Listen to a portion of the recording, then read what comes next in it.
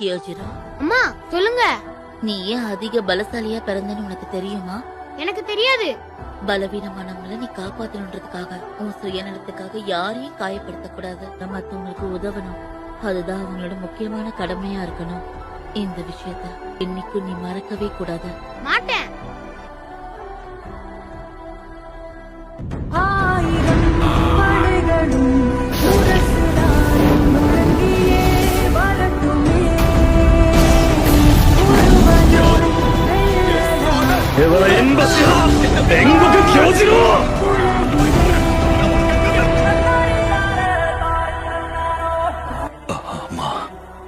நான் செஞ்சது சரின்னு நீங்க நினைக்கிறீங்களா?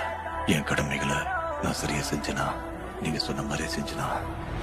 நீ என்ன பெருமைப்படுத்திட்ட கண்ணா.